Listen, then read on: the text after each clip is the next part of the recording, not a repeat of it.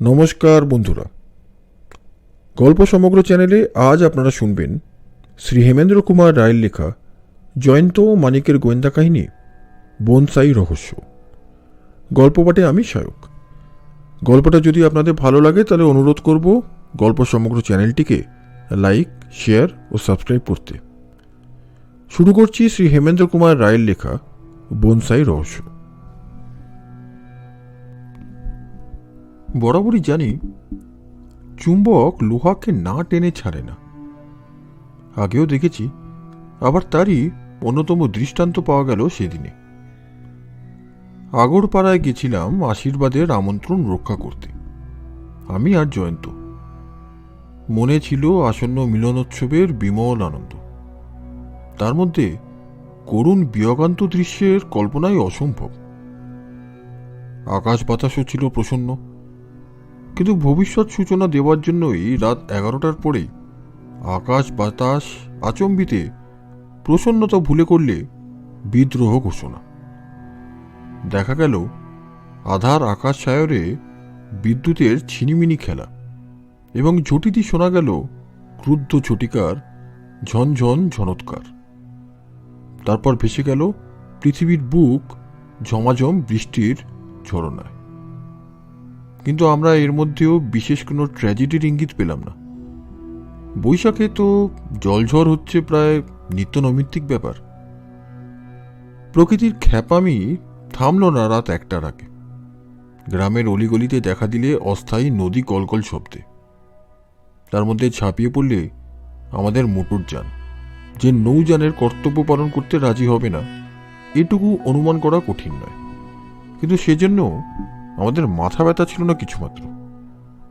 এসেছি ঘনিষ্ঠ বন্ধুর বাড়িতে, বাকি রাতটুকুর জন্য মাথা গোজবার ঠাঁই পাওয়া গেল অনায়াসে। পরদিনের তরুণ প্রভাত, ঝলমল সোনালি সূর্য করে, অমলিন আকাশের নীলিমায়, গন্ধবহ বাতাসের গুঞ্জনে, সুরেলা পাখিদের কুজনে কোথাও নেই গত রাত্রের দুর্বিসহ দুর্যোগের আভাস। পথ আর নদীর মতো দুস্তর নয়, জল নেমে গিয়েছে চোখের আড়ালে। আমি এক মনে মোটর চালিয়ে যাচ্ছিলাম, পাশের আসনে জয়ন্ত, অদূরেই ব্যারাকপুর ট্রাঙ্ক রোড। হঠাৎ জয়ন্ত বলে উঠল, গাড়ি থামাও মানিক। গাড়ি থামিয়ে সুতলাম, ব্যাপার কি?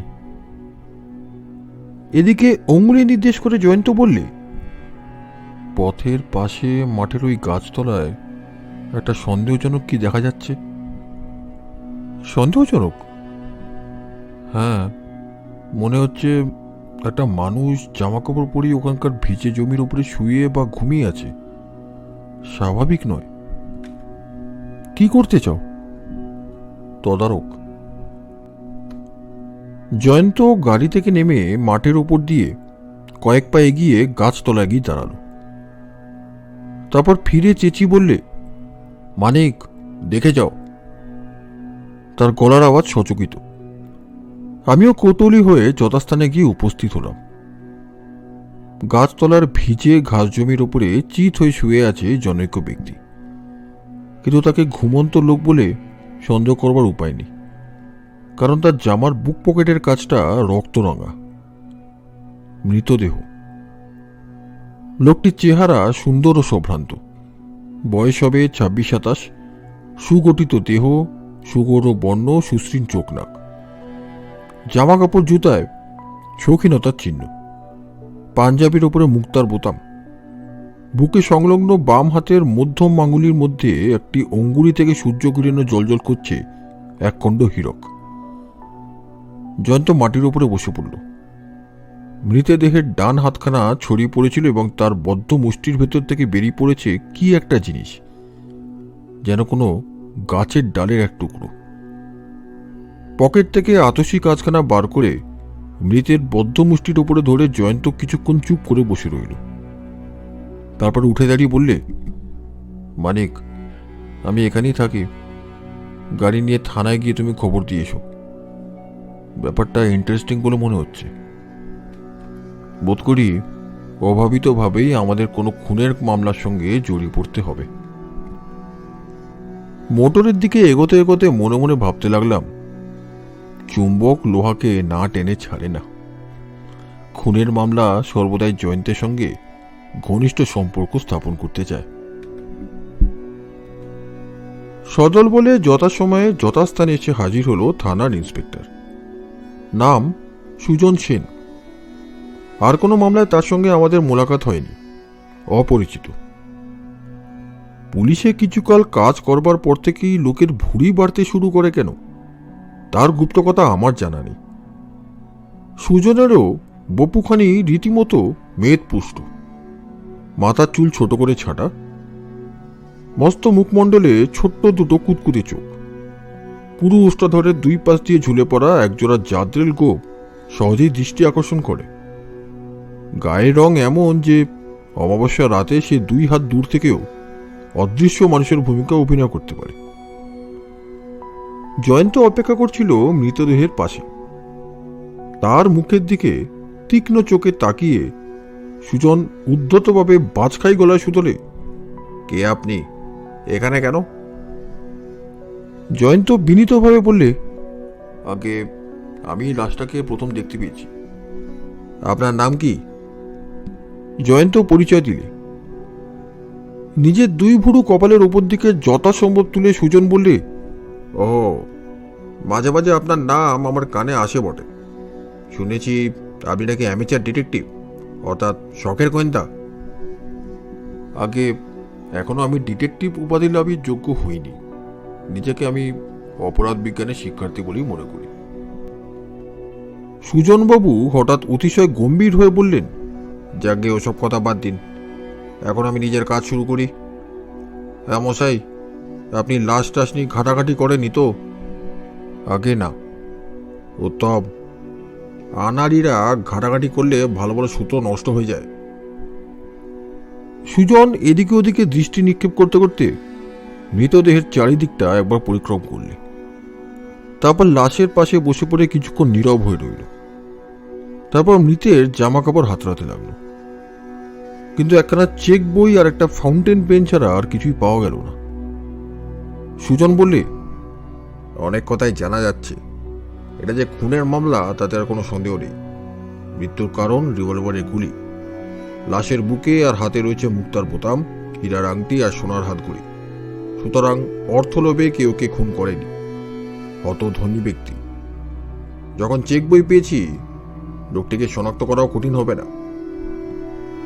জয়ন্ত বললে, আরো একটা কথাও বোঝা যাচ্ছে, ভদ্রলোককে এখানে খুন করা হয়নি। মুখ টিপে একটু হেসে সুজন বললে, তাই নাকি? মাটির দিকে তাকিয়ে দেখুন, কোথাও এক ফোঁটা রক্তের দাগ নেই। আবার ফিক করে হেসে সুজন বললে, কালকের বিষম বৃষ্টির পরও মাটির উপরে রক্তের দাগ থাকে নাকি? কিন্তু জামার উপরে রক্তের দাগ অস্পষ্ট হয়নি কেন? আরো লক্ষ্য করবার বিষয় হচ্ছে, ওরকম তুমুল দুর্যোগেও লাশের ধূর্দুরস্ত ইস্ত্রি করা জামা কাপড়ের ভাঁজ ভেঙে যায়নি। জয়ন্তের যুক্তি শুনে সুজন মনে মনে কি ভাবলে জানি না, কিন্তু মুখে অবহেলা ভরে বললে, শখের গোয়েন্দাদের শৌখিন মতামত নিয়ে এখন আমার মাথা ঘামাবার সময় নেই। আপাতত এখানকার তদন্ত শেষ করলাম, আগে লাশ শনাক্ত করি, তারপর অন্য কথা। এতক্ষণে মৃত ব্যক্তির মুষ্টিবদ্ধ হাতের দিকে সুজনের নজর গেল। মুঠো খুলে খণ্ডিত গাছের ডালের অংশটা বার করে নিয়ে নিজের চোখের সামনে তুলে ধরলে। জয়ন্ত হাসতে হাসতে বললে, কি দেখছেন? গাছের ডালের টুকরো। কি গাছ? কোনো ছোট জাতের গাছ। মৃত ব্যক্তির হাতে ওটা এলো কেমন করে? খুব সম্ভব অন্তিমকালে মৃত ব্যক্তির হাতে ছিল ছোট একটা কোনো গাছ। ঠিক বলেছেন। মারাত্মক চোটকে মৃত ব্যক্তি মাটির উপরে লুটিয়ে পড়ে। সেই সময় গাছের একটা ডাল ভেঙে তার মুঠোর ভেতরে চলে আসে। এটাও ন্যায্য অনুমান, কিন্তু ভালো করে তাকিয়ে দেখুন, ওরকম কোনো গাছের চিহ্ন পর্যন্ত এখানে নেই। ওই ভাঙা ডালটায় কিছু পাতাও আছে। বলতে পারেন ওটা কোন গাছের ডাল? হঠাৎ দেখলে মনে হয় দেবদারুর, কিন্তু তা অসম্ভব। কেন? দেবদারুর আকাল হয় বিশাল, তার ডাল আর পাতাও এত ছোট হতে পারে না। চারা অবস্থায় দেবদারুও ছোট থাকে বটে, কিন্তু এটা কোনো চারা গাছের ডাল নয়। ঠিক, এটা চারা গাছের ডাল নয়, এ হচ্ছে বনসাই। কি কি বললেন? বনসাই? হে আবার কি চিজ বাবা? আপাতত আমার এর বেশি কিছু বক্তব্য নেই, কিন্তু আমার বিশ্বাস বনসাইয়ের মধ্যেই আছে এ মামলার প্রধান সূত্র। চলো মানিক, বেলা বাড়ছে, আমাদের প্রাতরাশের সময় উত্তীর্ণ হয়ে যায়। পাগলের দিকে লোকে যেভাবে চেয়ে থাকে, ঠিক সেইভাবেই সুজন ফেলফেলিয়ে তাকিয়ে রইল আমাদের দিকে।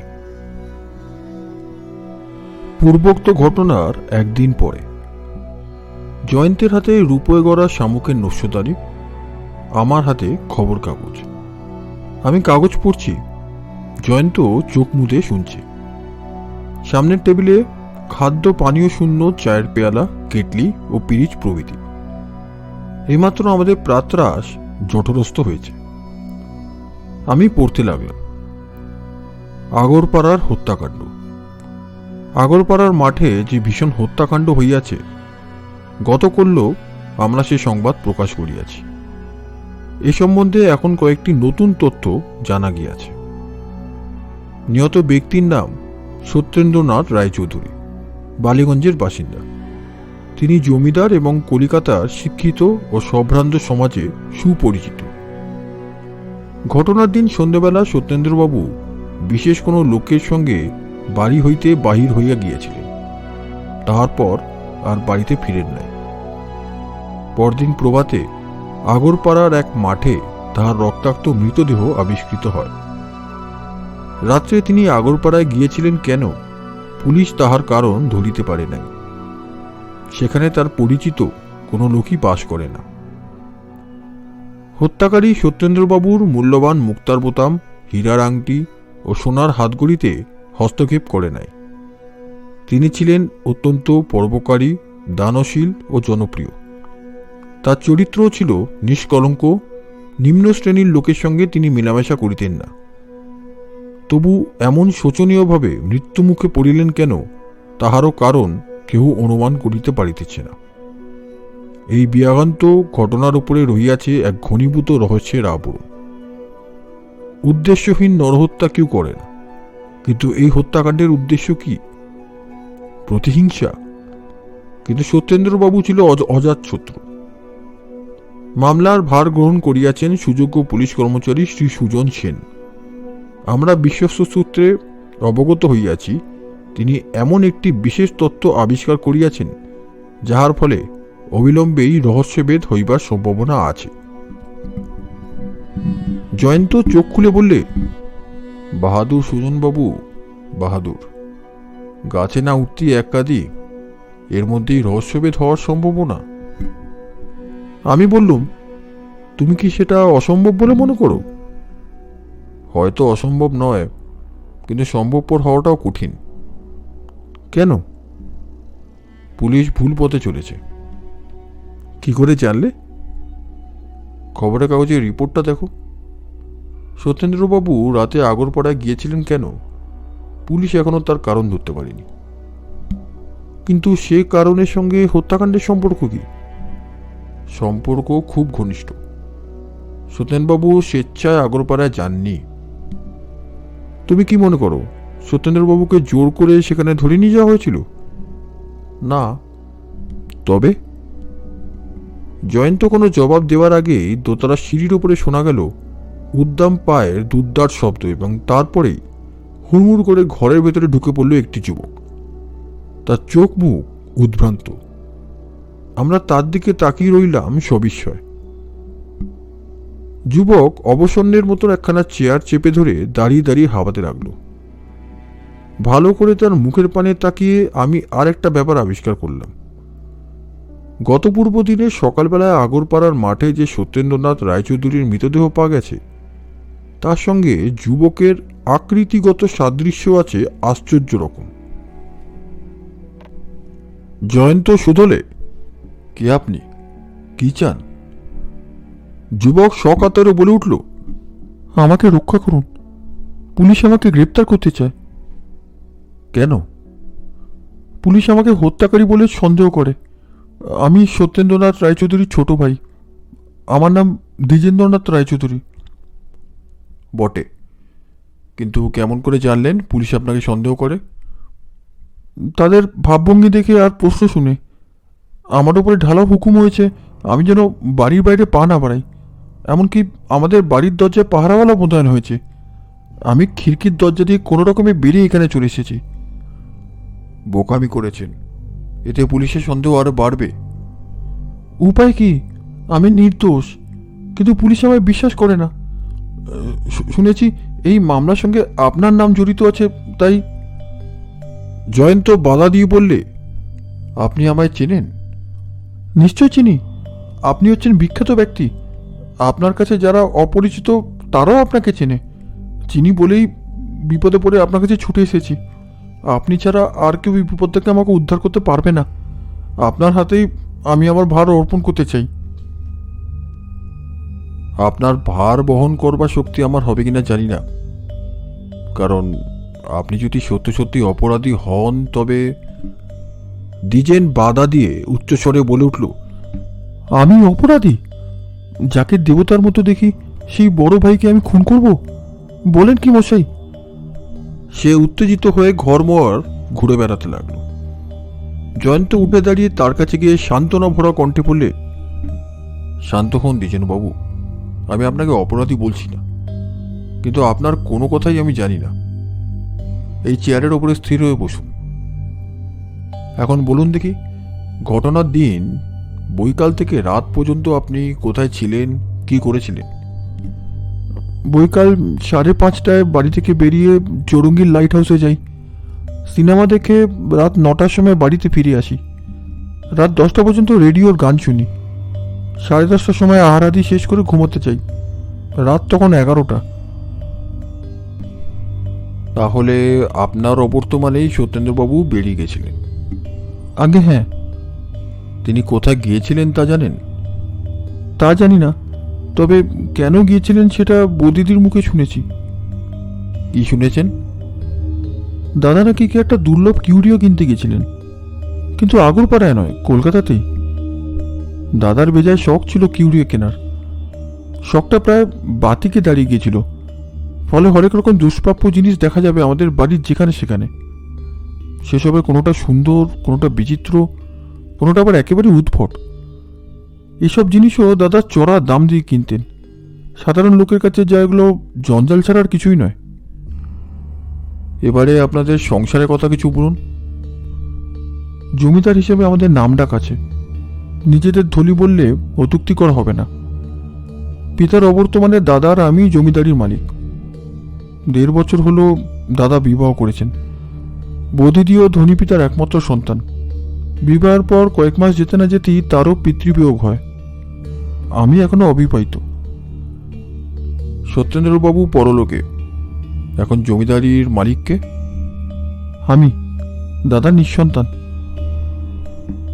পুলিশের সন্দেহের কারণ অনুমান করছি। আচ্ছা দ্বিজেনবাবু, আপনি জানেন কি মৃত সত্যেন্দ্রবাবুর হাতের মুঠোয় গাছের একটা অংশ পাওয়া গেছে? আগে হ্যাঁ, ইন্সপেক্টর সুজনবাবু সেটা আমাকে দেখিয়েছেন। সেরকম কোনো গাছ আপনাদের বাড়িতে আছে? আগে না।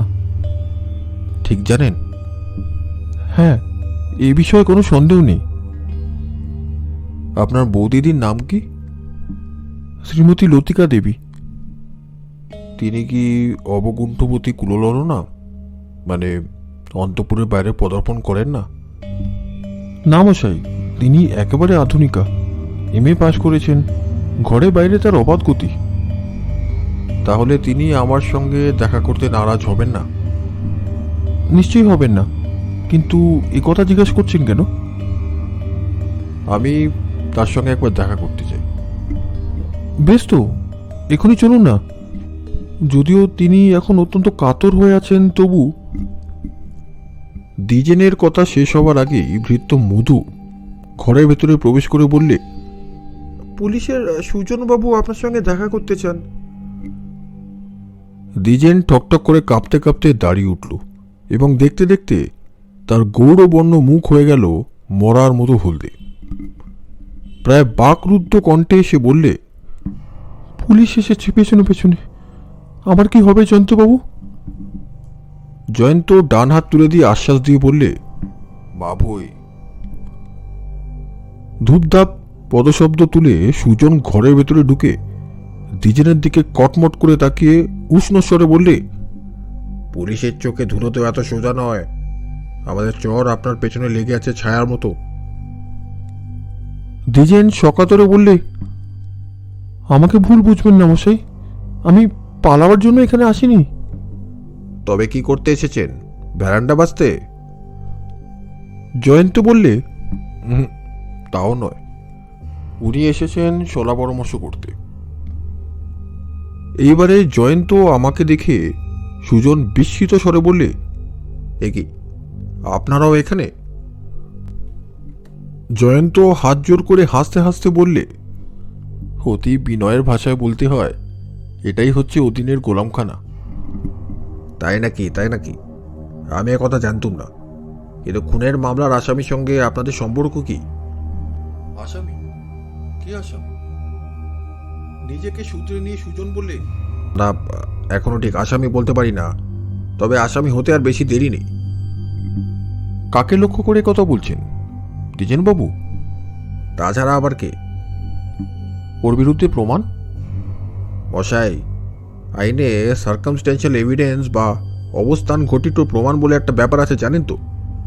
যেমন বিনা আগুনে ধোঁয়ার জন্ম হয় না, তেমনি বিনা উদ্দেশ্যে খুন হওয়া অসম্ভব। সত্যেন্দ্রবাবুর কোনো শত্রুর কথা শোনা যায় না। মূল্যবান দ্রব্যের লোভেও কেউ তাকে খুন করেনি। সুতরাং বাইরের হত্যাকারীর কথা এখানে ধর্তব্য নয়। এক্ষেত্রে দেখতে হবে সত্যেন্দ্রবাবুর মৃত্যুর ফলে সবচেয়ে বেশি লাভবান হবে কোন ব্যক্তি। জয়ন্ত হাস্যমুখে বললে, হ্যাঁ, এই যুক্তি জজে মানে। সত্যেন্দ্রবাবুর মৃত্যু হলে দ্বিজেনবাবু একলাই সমস্ত সম্পত্তি ভোগ করতে পারবেন বটে। ঠিক কথা, ঠিক কথা। আপনার অনুমান শক্তি কি প্রখর! সুজন উৎসাহিত হয়ে বললে, তারপর দেখুন, দ্বিজেনবাবুর অ্যালিবাই সন্তোষজনক নয়। সত্যেন্দ্রবাবু তার মৃত্যুর দিনে সন্ধ্যের সময় যখন বাড়ি থেকে বেরিয়ে যান, তখন উনি নাকি সিনেমা দেখতে গিয়েছিলেন। কিন্তু সাক্ষীকে? ওর মুখের কথা তো আর প্রমাণ বলে গ্রাহ্য হবে না। তাও কখনো হয়? তবে কিনা সিনেমা দেখে উনি রাত 9টার সময় বাড়ি ফিরে আসেন। এলেই বা সত্যেন্দ্রবাবুও তো পড়েছেন সন্ধ্যে 7টা থেকে রাত 10টার মধ্যেই। কি করে জানলেন? ডাক্তারি পরীক্ষায় জানা গেছে। অতএব? অতএব দ্বিজেনবাবুকে আমাদের অতিথি হতে হবে। ভেবেছিলাম আপাতত ওকে বাড়ির মধ্যে নজরবন্দি করে রাখবো, কিন্তু উনি যখন তাতে রাজি নন, তখন ওনাকে গ্রেপ্তার করা ছাড়া তার কোনো উপায় দেখছি না। দ্বিজেন সভায় বলে উঠল, আপনি আমাকে গ্রেপ্তার করছেন? জয়ন্ত বললে, না দ্বিজেনবাবু, এটা ঠিক গ্রেপ্তার নয়। আপাতত 2-4 দিন আপনাকে ইচ্ছার বিরুদ্ধেও পুলিশের আতিথ্য স্বীকার করতে হবে। হায় ভগবান, তাহলে আপনি আমাকে রক্ষা করতে পারবেন না? পারবো কিনা জানি না, তবে চেষ্টা ত্রুটি করব না। এবারে হাসতে হাসতে সুজন বললে, চেষ্টা করে শেষটা কি কিছু ফল হবে জয়ন্তবাবু? ডিটেকটিভ নভেলের শখের গোয়েন্দারা পদে পদে সরকারি পুলিশের ওপরে টেক্কা মারে বটে, কিন্তু আমরা হচ্ছি বাস্তব জগতের মানুষ। পেশাদারের কাছে শৌখিনের খাতির নেই বলে রাখলুম, বুঝলেন মশাই? যা বলেছে লাখ টাকার এক কথা। তাহলে দ্বিজেনবাবু, দুর্গা বলে আপনি এখন সুজনবাবুর সঙ্গে যাত্রা করুন। তো ভালো কথা, আপনার দাদার নামে ফোন আছে নিশ্চয়ই? হ্যাঁ, তা আছে। দ্বিজেনকে নিয়ে সুজন প্রস্থান করল। জয়ন্ত কিছুক্ষণ বসে রইল মৌন মুখে। তারপর আমার দিকে ফিরে বললে, মানিক, সত্যেন্দ্রবাবুর বাড়িতে ফোন করে লতিকা দেবীকে আজকের ব্যাপারটা জানিয়ে দাও। আর এটাও বলে রেখো, বৈকালে আমরাও তার সঙ্গে দেখা করতে যাচ্ছি, বিশেষ দরকার। সুজনের মুরব্বিয়ানার বাড়াবাড়িটা জয়ন্ত গায়ে মাখল না বটে, কিন্তু আমার গা যেন জ্বলতে লাগলো। তবে কথাতেই আছে, অতিবুদ্ধির গলায় দড়ি। এও বারবার দেখেছি যে জয়ন্তের কাছে চাল মারতে গিয়ে অনেক জালিয়াতকেই শেষ পর্যন্ত ল্যাজে গোবরে হতে হয়েছে। সুজনেরও ভবিষ্যৎ সমুজ্জ্বল বলে মনে হচ্ছে না। বৈকালে যথাসময়ে আমরা মৃত সত্যেন্দ্রবাবুর বাড়ির দিকে যাত্রা করলাম। সহস্তে মোটর চালিয়ে যথাস্থানে গাড়ি থামিয়ে জয়ন্ত বললে, মানিক, একটা ব্যাপার লক্ষ্য করেছ কি? আমি শুধালাম, কি? একখানা কালো রঙের সিডান গাড়ি সারা পথ আমাদের পিছু পিছু এসেছে। ওই দেখো, গাড়িখানা এখন আমাদের সামনে দিয়ে ছুটছে। হয়তো এটাই ওর গন্তব্য পথ। হয়তো তাই। চলো নেমে পড়ি। প্রকাণ্ড ত্রিতল অট্টালিকা, ফটকে পাহারারত দারোয়ান।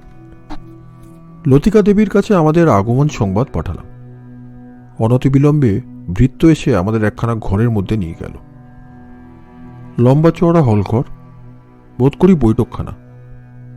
সাজসজ্জা কেবল মালিকের রুচি পরিচায়ক নয়, রীতিমতো অসাধারণ। বাঙালি ধনীদের অন্যান্য বৈঠকখানার সঙ্গে এর পার্থক্য যেখানে চোখে পড়ে সেখানে। চার দেওয়াল চিত্রে চিত্রে চিত্রময়, প্রত্যেক ছবি হাতে আঁকা, এঁকেছেন নামজাদা চিত্রকররা। যেখানে সেখানে রয়েছে প্রাচীন ভাস্করদের হাতে গড়া পাথরের, পিতলের ও ব্রোঞ্জের দুর্মূল্য মূর্তি। মাঝে মাঝে শোকেসের মধ্যে সাজানো আছে চৈনিক, জাপানি, মিশরীয়, ভারতীয় ও ইউরোপের নানা শ্রেণীর শিল্পসম্ভার। বসবার আসনগুলিও বিশেষ ফরমাস দিয়ে নতুন পরিকল্পনায় প্রস্তুত। মেঝের ওপরে বিছানো মহামূল্যবান পার্শ্বদৃশ্য কার্পেট। প্রতিটি আসবাব, এমনকি ছাইদানগুলো পর্যন্ত শিল্পীসুলভ মনের পরিচয় দেয়। জয়ন্ত একটি শোকেসের সামনে দাঁড়িয়ে প্রাচীন চীন দেশে নির্মিত পোর্সিলিনের বাসন পরীক্ষা করছে। এমন সময় ঘরের ভেতরে ধীর পদে এসে দাঁড়ালেন বিষাদের প্রতিমূর্তির মতন এক মহিলা। মুখে তার নিরাশা ও যাতনার চিহ্ন ফুটে উঠেছে বটে, কিন্তু তিনি পরমা সুন্দরী। দেখলেই বোঝা যায় কেবল সৌন্দর্য নয়, তার ব্যক্তিত্বও আছে। জয়ন্ত নমস্কার করে মৃদু স্বরে বললে, আপনি বোধহয় লতিকা দেবী? প্রতি নমস্কার করে মহিলা বললেন, আগে হ্যাঁ, আপনারা আসন গ্রহণ করুন। তার কণ্ঠস্বর স্পষ্ট কিন্তু ভারাক্রান্ত। অল্পক্ষণের স্তব্ধতা। তারপর জয়ন্ত সংকুচিত কণ্ঠে ধীরে ধীরে বললে, এই দারুণ দুর্ভাগ্যের দিনে আপনাকে বিরক্ত করতে আসা উচিত নয়, কিন্তু আপনার দেবর দ্বিজেনবাবু এই মামলায় আমাকে নিযুক্ত করেছেন। কোনো কোনো প্রশ্নের উত্তর আপনি ছাড়া আর কেউ দিতে পারবেন না, তাই নিরুপায় হয়ে এই দুঃসময়েও আমাদের আসতে হয়েছে। এজন্য ক্ষমা করবেন।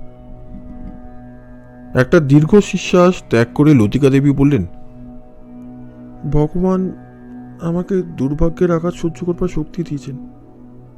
যা হবার তা হয়েছে। এখন আবার আমার দেবরও বিপন্ন। দুনিয়ায় আজ আমার আত্মীয় বলতে উনি ছাড়া আর কেউ নেই। ওকে এই বিপদ থেকে মুক্ত করবার জন্য, আমার স্বামীর হত্যাকারীকে শাস্তি দেবার জন্য আমি যে কোনো রকম সাহায্য করতে প্রস্তুত আছি।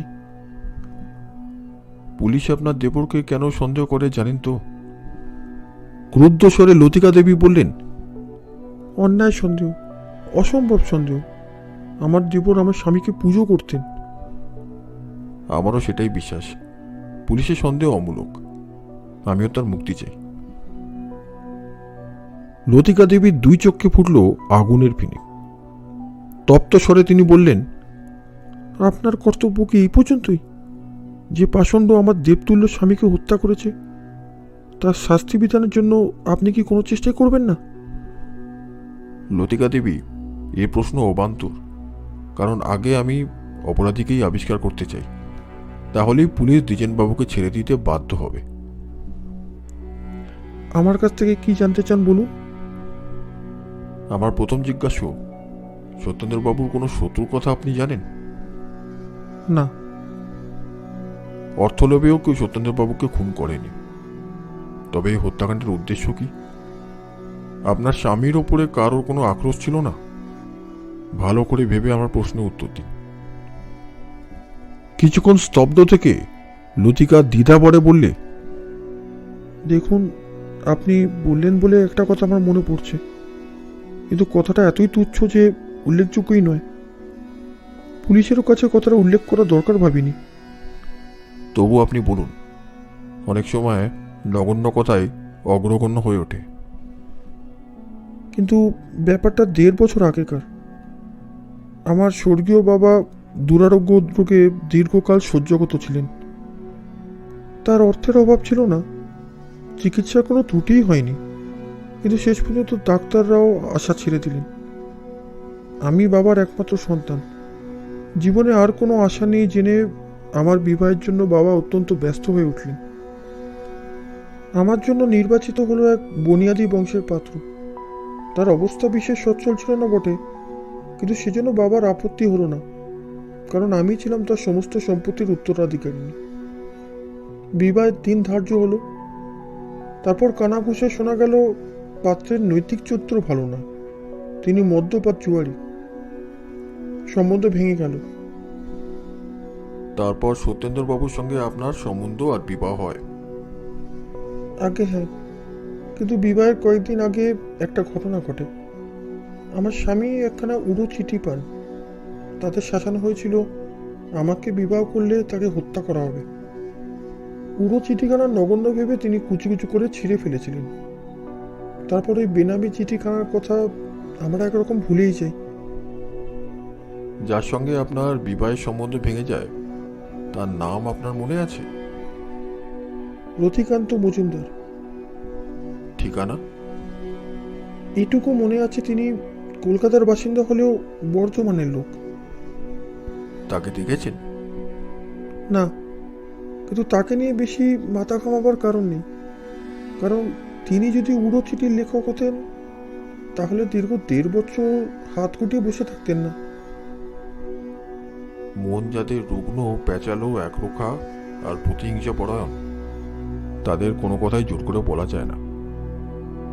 বৈর নির্যাতনের প্রবৃত্তি তারা দীর্ঘকাল পোষণ করে রাখতে পারে। অবশ্য রতিকান্ত বাবুকে আমি এই শ্রেণীর লোক বলে মনে করবার কোনো কারণ দেখছি না। পুরো চিঠির লেখককে তারও প্রমাণ নেই, আর সেখানে নিতান্ত তুচ্ছ হওয়া সম্ভব।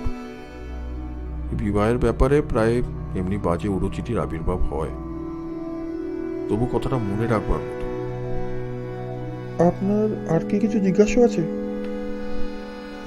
ঘটনার দিন সন্ধ্যের সময় আপনার স্বামী কোথায় গিয়েছিলেন? জানি না, তবে কেন গিয়েছিলেন সে কথা তার মুখে শুনেছি। কেন? কি একটা জাপানি কিউরিও কিনতে। জাপানি কিউরিও? আগে হ্যাঁ, জিনিসটা কি আমার কাছে তিনি ভাঙেননি, তবে বলে গিয়েছিলেন আমাকে সেটা দেখে অবাক করে দেবেন। আমাদের এই বৈঠকখানাটি আপনি দেখছেন তো, কেবল এখানেই না, আমাদের বাড়ির ঘরে ঘরে এমন সব কিউরিও ছড়ানো আছে। এই শখের জন্য তার অজস্র টাকা খরচ হয়েছে। কোথাও যদি তিনি মনের মতো কিউরিও সন্ধান পেতেন, তবে না পাওয়া পর্যন্ত স্থির থাকতে পারতেন না। ওই জাপানি জিনিসটির সন্ধান দিয়েছিলেন একটি ভদ্রলোক। তার নাম জানেন? প্রাণধন বিশ্বাস। তিনি নিজে একখানা বেবি ট্যাক্সি করে আমাদের বাড়িতে এসে আমার স্বামীকে তুলে নিয়ে গেছিলেন। লোকটিকে দেখেছেন? আগে না, তিনি ট্যাক্সির বাইরে আসেননি। ট্যাক্সির নম্বর? সন্ধ্যের সময় দোতলার জানলায় দাঁড়িয়ে ট্যাক্সিখানাকে দেখেছিলাম। নম্বর দেখবার কথা মনে হয়নি। পুলিশও নম্বরের কথা জিজ্ঞেস করেছিল, আমি বলতে পারিনি।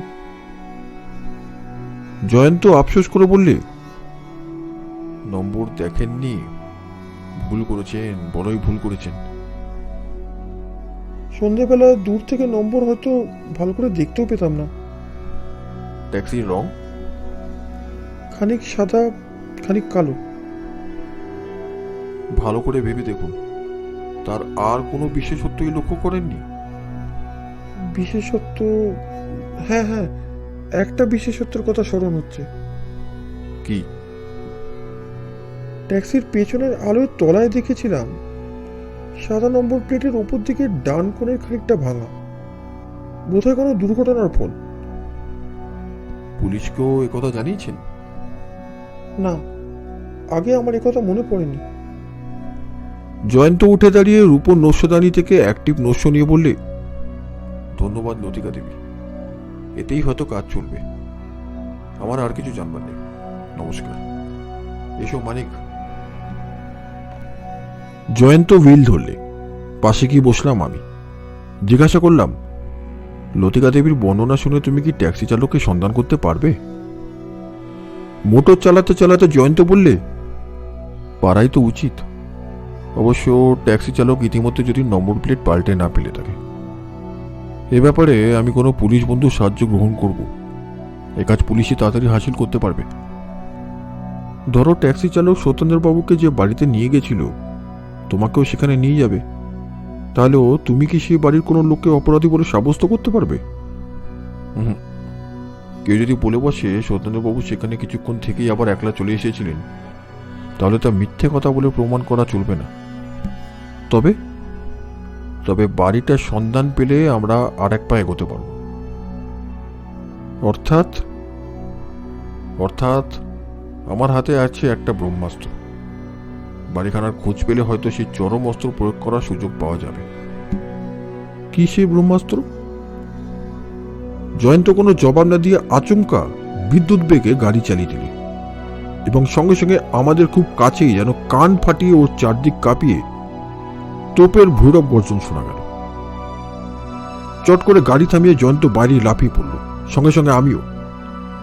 রাজপথের ওপরে পুঞ্জ পুঞ্জ ধোয়া, হই হই চিৎকার, জনতার ছুটোছুটি, হুলুস্থুল কাণ্ড। একখানা বাড়ির দেওয়ালে দেখা গেল গভীর ফাটল। কে কোথা থেকে বোমা ছুঁড়েছে। আশ্চর্য এই, কেউ আহত বা নিহত হয়নি। জয়ন্ত বললে, ওই সরু গলিটার মোড়ে দাঁড়িয়ে একটা লোক আমাদের দিকে কি একটা ছুটতে উদ্যত হয়েছে দেখি আমি প্রাণপণে গাড়ি চালিয়ে দিচ্ছিলাম। সেই জন্য এই যাত্রা কোনো গতিকে বেঁচে গেছি। আমি সেই গলিটার দিকে ছুটবার উপক্রম করতেই জয়ন্ত আমার হাত চেপে ধরে বললে, আর বৃথা চেষ্টা, এতক্ষণে সে পগার পার হয়েছে। ওই যে পুলিশ আসছে। এখন এই ব্যাপারে জড়িয়ে পড়লে চলবে না, আমাদের হাতে অনেক কাজ। আবার মোটরে উঠে বসলাম। তখনও আমার মনের অবস্থা হতভম্বের মতো। বললাম, এ যে বিনা মেঘে বজ্রপাত। জয়ন্ত হুইল ধরে বললে, না ভাই মানিক, আগেই হয়েছিল মেয়দয়। বাড়ি থেকে বেরিয়ে যখন দেখেছিলাম একখানা সন্দেহজনক উটকো মোটর আমাদের পিছু ধরেছে, তখনই আমার ভয় হচ্ছিল যে আজ হয়তো কোনো একটা অঘটন ঘটবে।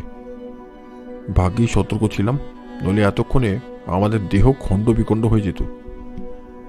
আমি বললাম, তুমি কি মনে করো ওই বোমাটা আমাদের টিপকুরি ছোড়া হয়েছিল? এই বিষয়ে কোনো সন্দেহ নেই। এই মামলার সঙ্গে জড়িত কোনো লোক বা কোনো দল আমাদের চেনে। খালি চেনে না, আমাদের ভয়ও করে। তারাই আমাদের অস্তিত্ব লোপ করতে চায়।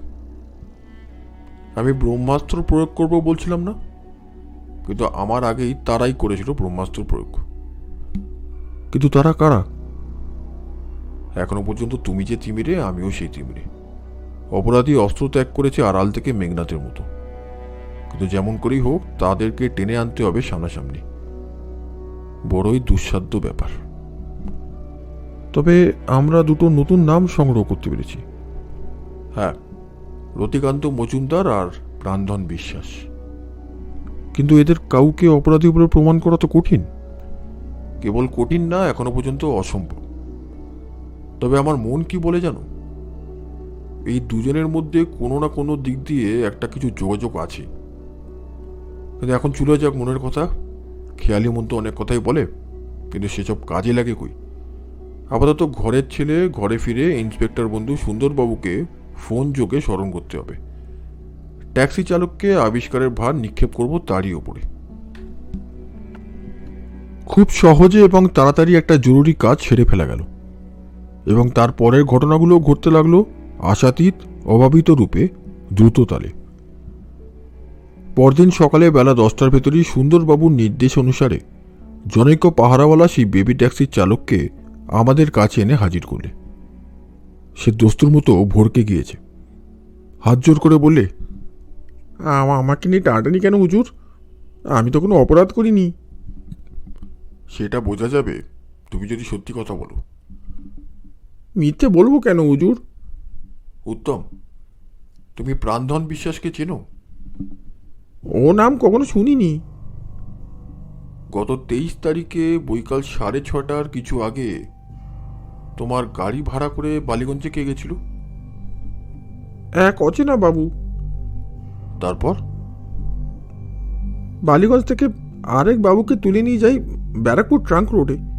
খাল পার হয়ে অল্প দূরে গিয়ে দুই বাবুই নেমে একখানা বাড়ির ভেতরে যান। আমি ভাড়া নিয়ে চলে আসি। সেই বাড়িখানা আবার চিনতে পারবে? কেন পারবো না? যে বাবু তোমার গাড়ি ভাড়া করেছিল তাকে শনাক্ত করতে পারবে? আগে হ্যাঁ হুজুর, পারবো। আচ্ছা, আপাতত তুমি পুলিশের হেফাজতেই থাকো। ট্যাক্সি চালককে নিয়ে পাহারাওয়ালার প্রস্থান। জয়ন্ত বললে, মানিক, এইবারে কাজেবালা তোমার। সুজনবাবুকে তোমার সাহায্যে একখানা পত্রাঘাত করব। আশা করি তারপর তিনি সদল বলে এখানে আসতে বিলম্ব করবেন না। হ্যাঁ, সুজন এলো অনতি বিলম্বী, পুলিশের ভ্যানে সদল বলে।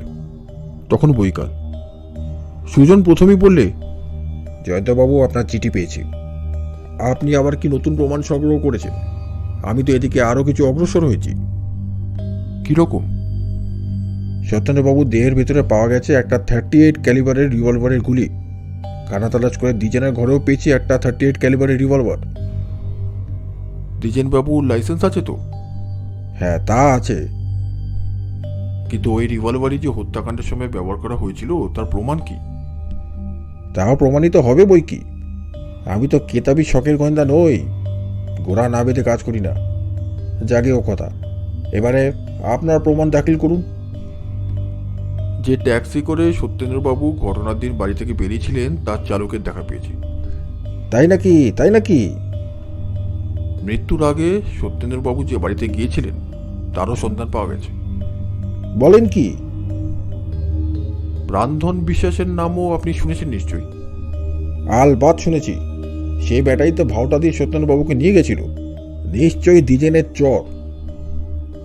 ট্যাক্সি চালক ওই বাড়িতে গিয়ে তাকেও শনাক্ত করতে পারবে। তাহলে তো কেল্লা মার দিয়া। চলুন চলুন, আর দেরি নয়। Barrackpore trunk road. একখানা বাগান ঘেরা মাঝারি আকারের বাড়ির সম্মুখে এসে সেই ট্যাক্সি চালকের নির্দেশে আমরা নেমে পড়লাম। জনৈক ভৃত্য আমাদের আগমন সংবাদ নিয়ে বাড়ির ভেতরে গেল। একটা লোক বেরিয়ে এলো, যুবক, বয়স 27-28 বেশি নয়, সাজ পোশাক ফিটপাট। পুলিশ দেখে তার চোখ চমকে উঠল, কিন্তু মুহূর্তের জন্যে। ভাবহীন মুখে সহজ ধরে সে জিজ্ঞাসা করলে, আপনারা কাকে চান? সুজন মাতব্বরি চালে এগিয়ে গিয়ে বললেন, প্রাণধন বিশ্বাসকে। আপনারা বাড়ি ভুল করেছেন। মানে? প্রাণধন বিশ্বাস বলে এই বাড়িতে কেউ থাকে না। ট্যাক্সি চালকের দিকে ফিরে সুজন বললে, এই ড্রাইভার। হুজুর। এই বাবুকে চেনো? হ্যাঁ হুজুর, গেল 23 তারিখে এই বাবুই তো আমার ট্যাক্সি ভাড়া নিয়ে বালিগঞ্জে গিয়েছিলেন। সন্ধ্যের একটু আগে? হ্যাঁ হুজুর, বালিগঞ্জ থেকে আরেক বাবুকে তুলে নিই, তারপর দুই বাবু এই বাড়িতে এসে নামেন। আমিও ভাড়া নিয়ে চলে যাই। লোকটি কিছুমাত্র অপ্রস্তুত না হয়ে বললে, ঠিক কথা। একেবারে কবুল জবাব পেয়ে সুজন প্রথমটা হকিয়ে গেল। তারপর বললে, বটে বটে, কিন্তু আপনার সঙ্গের বাবুটি ছিলেন কে? তার নাম সত্যেন্দ্রনাথ রায়চৌধুরী। তিনি কেন এখানে এসেছিলেন? একটি জাপানি গাছ কিনতে। জাপানি গাছ? হ্যাঁ, দুর্লভ জাপানি গাছ। তারপর? দরে বনিবনা হলো না, তিনি আবার ফিরে গেলেন। সুজন এবারে বেগচে পড়ে আর কোনো প্রশ্ন না করে জয়ন্তের দিকে তাকালে অসহায়ের মতো। জয়ন্ত হাসতে হাসতে এগিয়ে গিয়ে বললে, আমি এরকমই ওজোর শুনবো বলে মনে করেছিলাম। তা হ্যাঁ মশাই, আপনি তো প্রাণধন নন, কিন্তু আপনার নামটি শুনতে পাই কি? শ্রী রতিকান্ত মজুমদার। আমি চমকে উঠলাম। জয়ন্ত বললে,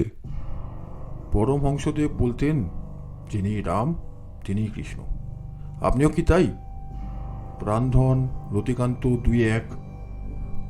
রতিকান্ত বিরক্ত কণ্ঠে বললে, আপনার কথার অর্থ কি? অর্থটা অনর্থজনক, অর্থাৎ বিপজ্জনক। শুনলে আপনার রাগ হবে, তবে প্রথমেই রাগারাগি করে লাভ নেই, তাকেও কথা। কিন্তু মশাই, আপনার দুর্লভ জাপানি গাছটি কি পদার্থ? একটিবার দেখে কি চক্ষু সার্থক করতে পারি? রতিকান্ত বললে, আপত্তি নেই, আমার সঙ্গে আসুন। রতিকান্তর পেছনে পেছনে জয়ন্ত ও সুজনের সঙ্গে আমিও বাড়ির ভেতরে প্রবেশ করলাম, একেবারে বৈঠকখানায়। সেকেলের ধাঁচে সাজানো বৈঠকখানা, দেওয়ালে টাঙানো চটা ওটা সোনালি প্রেমে বাঁধানো পুরানো বিলিতি ওয়ালিওগ্রাফ বা মুদ্রিত তৈলচিত্র। এদিকে ওদিকে বহু ব্যবহৃত বিমলিন সোফা, কোচ, টেবিল, চেয়ার, মেঝের উপরে রং জ্বলে যাওয়া কার্পেট। মনে হয় ঘরখানা একসময় সুদিন দেখেছিল। ঘরের এক কোণে চিনে মাটির টবের ভেতর দাঁড়িয়ে আছে একটি অদ্ভুত গাছ, দেখতে ঠিক দেবদারু গাছের মতো। তবে দেবদারু হচ্ছে মহামহিরু, অর্থাৎ অতি প্রকাণ্ড বৃক্ষ, কিন্তু এটি আকারে অতি ক্ষুদ্র, উচ্চতায় হয়তো 1 ফুটের বেশি হবে না। একে বামন দেবদারু গাছ বলা চলে। তবে বামন হয় কুগঠন ও বিকলাঙ্গ, এর আকার কিন্তু নিখুঁত ও স্বাভাবিক।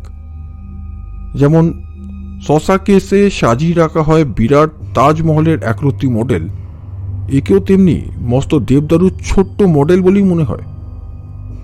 মডেল মনে হলেও এ হচ্ছে জীবন্ত গাছ, গুড়ি, ডালপালা ও পাতা সবই সজীব ও স্বাভাবিক। সেই অদ্ভুত গাছের কাছে গিয়ে রতিকান্ত বললে, ওই দেখুন। জয়ন্ত বললে, বনসাই। সুজন বিস্মিত স্বরে বললে, বনসাই? সেদিনও শুনেছিলাম, আজও আপনার মুখে আবার শুনছি এই বেয়ারা কথাটা। বনসাই কি মশাই?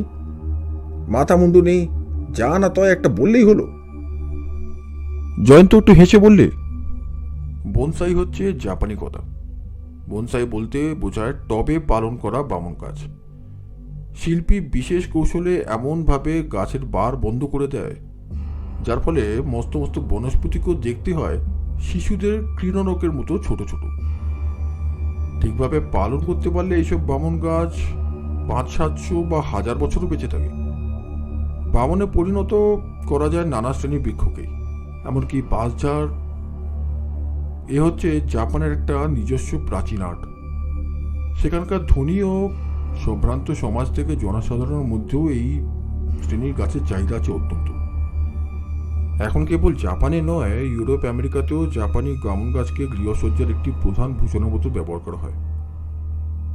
যে গাছের বয়স যত বেশি, তার দামও হয় তত চড়া। সুজন বিস্ময়ে 2 চক্ষু বিস্ফারিত করে গাছটা দেখতে দেখতে বললে, এর খানিকটা তো ভাঙা দেখছি। জয়ন্ত বললে, ঘটনাস্থলের মৃতদের হাতের মুঠোয় গাছের যে ভাঙা অংশটা পাওয়া গেছে, সেটা সঙ্গে করে এনেছেন কি? চিঠিতে আনতে বলেছেন, আনবো না? এবার সচমকে সুজন আবার বললে, তাহলে কি আপনি বলতে চান, তবে তবে কি? সেই ভাঙা ডালটা যথাস্থানে যুক্ত করেই নিশ্চিন্তভাবে বোঝা গেল সেটা এই বামন গাছেরই অংশ বিশেষ ছাড়া আর কিছুই নয়। সুজন 2 চোখ পাখি বলে উঠল, তাহলে সত্যেন্দ্রবাবুকে হত্যা করা হচ্ছে এই ঘরেই? জয়ন্ত কোনো জবাব না দিয়েই বাঘের মতো লাফিয়ে পড়ল রতিকান্তের উপরে এবং 2 হাত শুধু তার দেহটাকে নিজের 2 বাহু দিয়ে জড়িয়ে ধরে বললে, মানিক, এ হঠাৎ পকেটের মধ্যে ডান হাত চালিয়ে দিচ্ছে কেন দেখো তো। তার পকেটের ভেতর থেকে টেনে বার করলাম একটা রিভলভার। জয়ন্ত বললে, যা ভেবেছি তাই। রতিকান্ত মরিয়া হয়ে আমাদেরও বধ করতে চেয়েছিল। সুজনবাবু, চট করে এই সর্বনেশে হাতে হাত করা পরিয়ে দিন। সুজন তৎক্ষণাৎ কথা মতো কাজ করে বললে, বাপ রে বাপ, এতটা তো আমিও ভাবতে পারিনি। জয়ন্ত বললে, এই রতিকান্তই নাম ভারিয়ে সত্যেন্দ্রবাবুকে এখানে ভুলিয়ে এনে হত্যা করেছে। আর দ্বিজেন? নির্দোষ। সুজনবাবু, আপনি যদি আরও একটু তলিয়া জিজ্ঞাসাবাদ করতেন, তবে লতিকা দেবীর মুখ থেকেই রতিকান্তের অস্তিত্ব জানতে পারতেন। ধনী পিতার সমস্ত সম্পত্তির একমাত্র উত্তরাধিকারিণী লতিকা দেবী। সে ছিল তার প্রাণীপাত্রী। বিবাহের দিন পর্যন্ত ধার্য হয়ে গেছিল, কিন্তু শেষ পর্যন্ত লতিকা দেবী তার কবল থেকে ফসকে গিয়ে পড়েন সত্যেন্দ্রবাবুর হাতে। আর সেই জন্য বেচারা সত্যেন্দ্রবাবু হন রতিকান্তের দু চক্ষের বিষ। তার প্রাণে জ্বলে মারাত্মক হিংসার আগুন। 1.5 বছর ধরে ওত পেতে সে সুযোগ খুঁজতে থাকে। তারপর চরম সুযোগ পায় হতভাগ্য সত্যেন্দ্রবাবুর কিউরিও সংগ্রহের বাতিকের জন্য। তিনি যখন বামন গাছটার উপর হাত রেখে সেটা মন দিয়ে পরীক্ষা করছিলেন, খুব সম্ভবত সেই সময়ই তাকে হত্যা করা হয়। কিন্তু গাছের এক টুকরো যে ভেঙে তার হাতের মুঠোর ভেতরে থেকে যায় এতটা লক্ষ্য করেনি। তারপর পুলিশকে ভোলাবার জন্য গভীর রাতে মৃতদেহ দূরে ফেলে দিয়ে আসে। আমি কিন্তু ভুলিনি। মৃতের হাতে সেই গাছের টুকরো দেখেই বুঝতে পেরেছিলাম হত্যাকাণ্ডটা হয়েছে এমন কোনো ঘরের মধ্যে যেখানে সাজানো আছে একটা জামারি বাপন গাছ। এমন গাছ মাঠের জঙ্গলে হয় না, থাকে সাধারণত শৌখিনবাবুদের বৈঠকখানাতেই। এই জাপানি কিউরিয়ার জন্যই হয়েছে হত্যা, আবার এই জাপানি কিউরিওই ধরিয়ে দিলে হত্যাকারীকে। আপাতত আমার কথাটা ফুরলো। এইবারে আমরা বিদায় নিতে পারি কি সুজনবাবু? কিন্তু দয়া করে একটু স্মরণে রাখবেন, শখের গোয়েন্দা মাত্রই হবুচন্দ্র খেতাব লাভের যোগ্য নয়। সুজন এবার নতমুখে জোর হাতে বললে, মনে রাখবো, মাপ করবেন। বন্ধুরা, এতক্ষণ আপনারা শুনছিলেন শ্রী হেমেন্দ্র কুমার রায়ের লেখা জয়ন্ত ও মানিকের গোয়েন্দা কাহিনী বনসাই রহস্য। গল্পটা আপনাদের কেমন লাগলো অনুরোধ করব দয়া করে কমেন্টসে লিখে জানাবেন। ভালো থাকবেন, পাশে থাকবেন। ধন্যবাদ।